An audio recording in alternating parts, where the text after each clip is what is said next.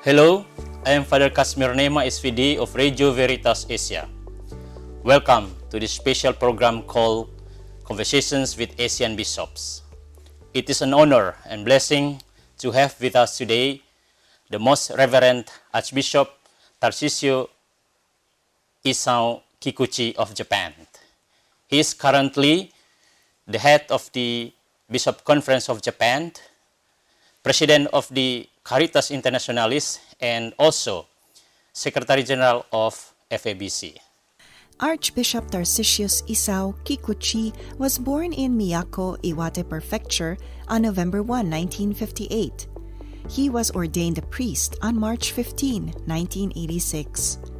Pope John Paul II appointed him on May 14, 2004 as Bishop of Niigata.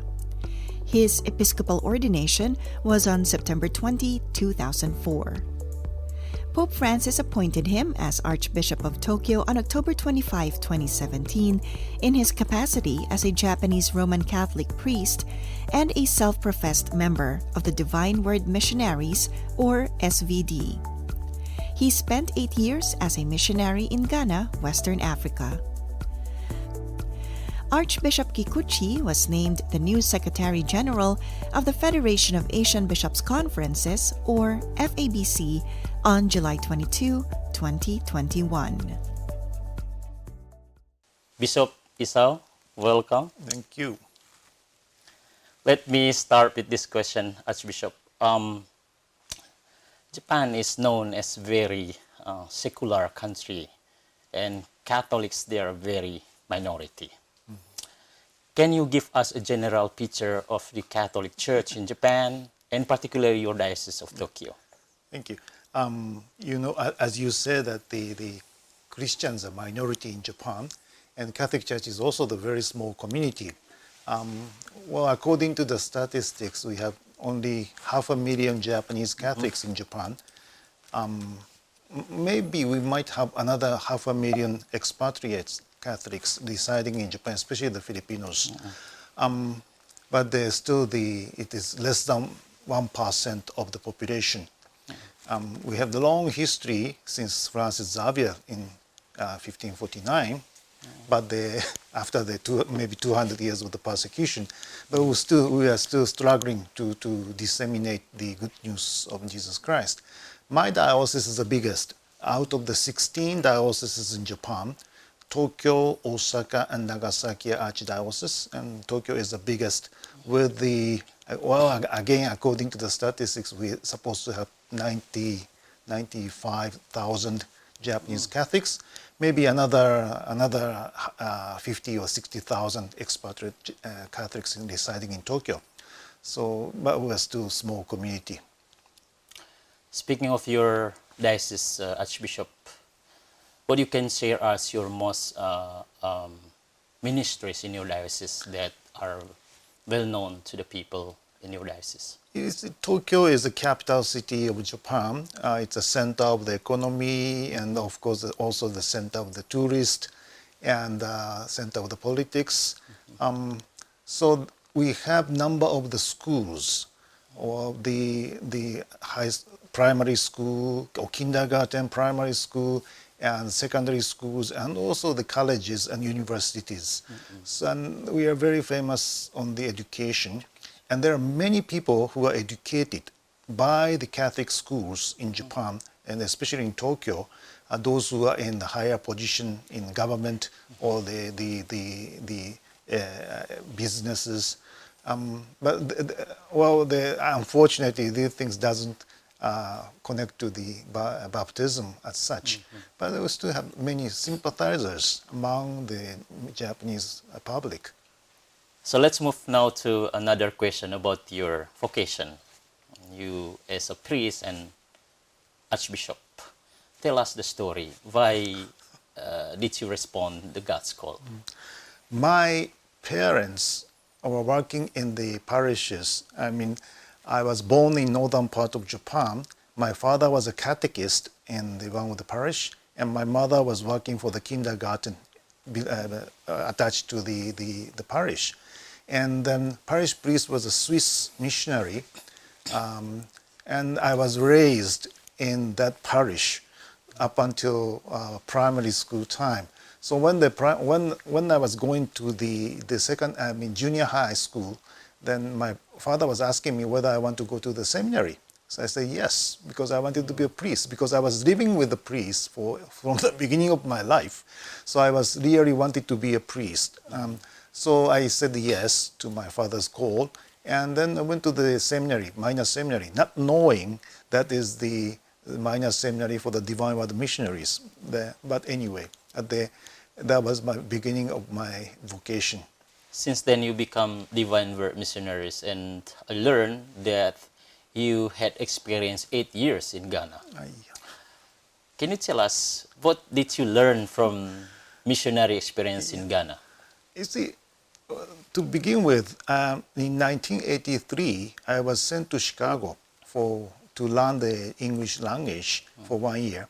And I was staying in the house, SVD house in Chicago, and my neighbor, there was the Ghanaian priest who was studying in the university in Chicago. So he told me about the life in Ghana and the wonderful life and experiences being the missionary in Ghana. So I was really convinced by him to go to Ghana when I will be ordained. My neighbor was the bishop. Later he became the bishop, Bishop Vincent Boynai in Ghana. But then, so when I was taking my final vows, I wrote my desire to go to Ghana, and then luckily I was granted to go to Ghana. I was the first SVD Japanese to go to Africa, but not only for the SVDs, but also for any Japanese priest who goes to Africa. So there was nobody to ask for the previous experiences. But so I managed to go to Ghana. I stayed there for 8 years. I was assigned to the bush parish without any electricity, without any water supplies. And I was alone for 5 years without any assistant priests or whatever. I was alone to take care of the more than 20 outstations by myself. So it was a challenging situation, but the people were happy. It was 1986, I went to Ghana, and that time the economy was quite down, and people were suffering from the economy and also from the sickness, and all kinds of the difficulties are there. But people are very, very happy, especially when they are coming for the Sunday masses. They are so happy, so many happiness among the people. So one day I asked one of the parishioners, why are you so happy? Because you have so many difficulties. You are in the poverty. You are facing all the sickness, difficulties, but you are still smiling. And then they told me that, oh, Father, we have the Ghana magic. We have the Ghana magic. So what is Ghana magic? And he told me that Ghana magic is not the real magic, but it was joking. He was just joking that he has Ghana magic. But what he was telling me is that their conviction that even if they face the difficulties, somebody will come to help them. They will not be forgotten. So that was their conviction, that they support each other. So whenever they face the difficulties, somebody will definitely come to help them. So that kind of the conviction that somebody will take care of you will really create the hope. That is what I learned actually in my stay in Ghana for 8 years. That if we don't create the people who feel that they are forgotten, then we can create the hope. If we continue to remember the people, to take care of the people, then we can create the real hope from the people's hearts. So that is what I learned in Ghana. Speaking of that, creating hope for the, so to say, marginalized people in Ghana, it seems that your involvement with these poor people has been years already. And you also have involved in the Caritas for the kids, and this year you've been elected as the president of Caritas Internationalis.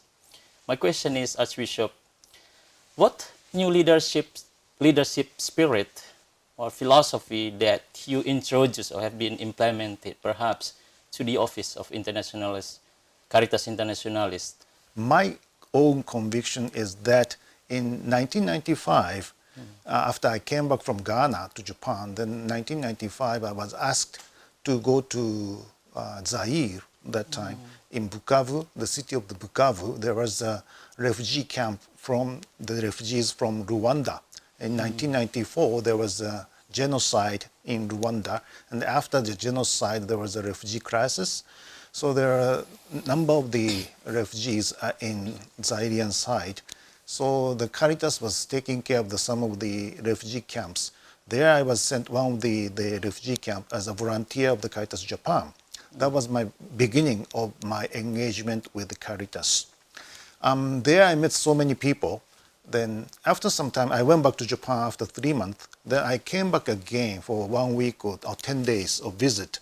And there I met the leaders of the refugee camp, and I spoke with them. And I asked them, what do they need? What do they need? Of course, there are so many things missing.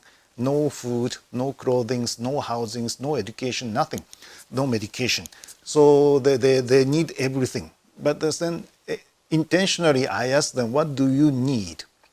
And then the one of the leaders told me that, oh, Father, if you are going back to Japan, tell the people that we are still here. We are forgotten. We are forgotten by the rest of the world. That word really struck me. So taking that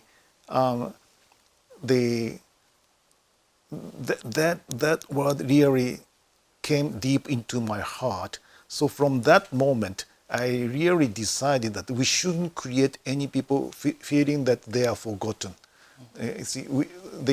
So for me, the work of the Caritas is, of course, providing the food, providing the security, providing the shelters, providing the clothing are important. Of course, providing the development projects are important, but main aim of our work is to create hope, not to create the people who are disappointed or despair because they are forgotten. So we want to be with the people. That is the first and most very important, I think. Of course, the Caritas is supposed to be the professional international NGO to provide the professional assistance, but at the same time, the Caritas should be the one who will not forget anybody in difficulties. Radio Veritas Asia, the voice of Asian Christianity. Radio Veritas Asia mobile app offers services in English and 21 Asian languages. Download the Radio Veritas Asia app to get more videos from Radio Veritas Asia. Comment, like, and share.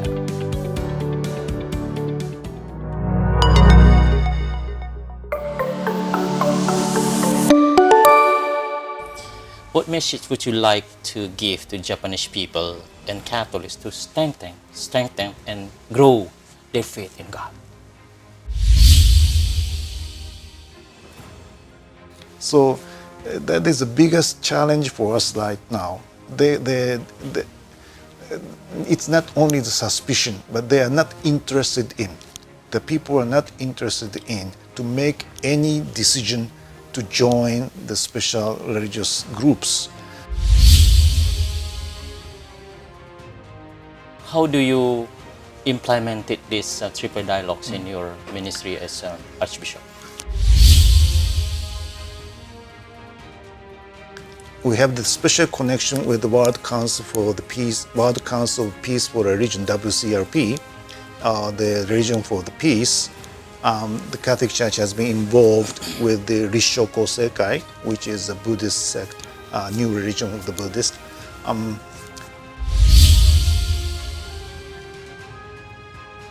What is a synodal church to you?